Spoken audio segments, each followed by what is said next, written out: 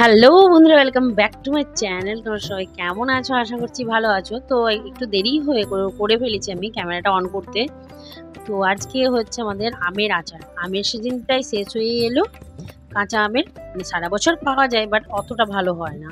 এবারে যে ওই জন্যই শেষ হওয়ার আগে, কাঁচা আমের সিজন শেষ হওয়ার আগেই মা ওকে বললাম যে 7 কিলো আম নিয়ে এসেছিলো, সে আমের আচার করে দাও। তো সকাল সকাল মা আমগুলো কেটে ধুয়ে একদম রান্নাতে বসিয়ে দিয়েছে একদম আচার করার জন্য। আর যে আচারটা মা আমাকে বাড়ি থেকে করে দিয়ে পাঠাতো, সেই আচারটা একটুখানি ছিল, ওইটার সঙ্গে মিক্স করে দিল। তো দেখো, এই আচারের রেসিপিটা মা দুর্দান্ত করে। সকাল সকাল ভোর ভোর উঠে মা সমস্ত কাজ সেরে আচারটা বানিয়ে নিয়েছে। তো মায়ের আচার এখানে কমপ্লিট হয়ে গেছে। আচারটা মা দারুণ বানায়। তো এই আচারের রেসিপিটা সম্পূর্ণটা প্রথম থেকে শেষ অবধি আমার আমার চ্যানেলে প্রথম দিকের ভিডিওতে আছে। তো তোমরা চাইলে এই রেসিপিটা দেখে নিতে পারো। এত সুন্দর খেতে হয়, দারুণ খেতে হয়। মা আচারটা খুব সুন্দর বানায়। এই দেখো, আচারটা হয়ে গেছে। তো মা উনুন ধরে নিয়েছিল, গ্যাসটা অনেকটা উঁচু, তো তাই ওখানে অসুবিধা হবে, বা মা উনুন ধরে দিয়েছিল। তো আচার কমপ্লিট হয়ে গেছে। এবারে করতে হবে সেটা হচ্ছে এটা একটু গুঁড়ো মশলা যাবে। এটা হচ্ছে জিরে, লঙ্কা, তেজপাতা, এসবগুলো শুকনো খোলায় একটু গরম করে তারপরে গুঁড়িয়ে রাখা একটা মশলা, এটা দিয়ে দেবে। আর একটুখানি মেথি গুঁড়ো দেবে।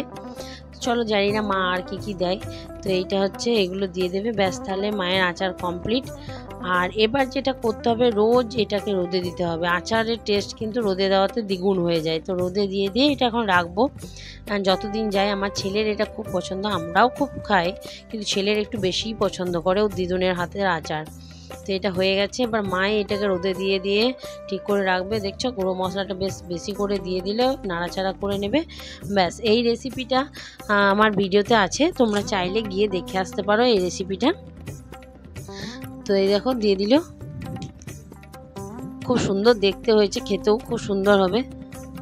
সব মশলাটা দিয়ে দেওয়ার পর এবার নাড়াচাড়া করে নেবে, দিয়ে একটা জায়গায় ঢেলে নিয়ে প্রত্যেক দিন সকালবেলা এটাকে রোদে দিতে হবে। আর রোদে দেওয়ার পর একবার করে নাড়িয়ে চাড়িয়ে নিতে হবে।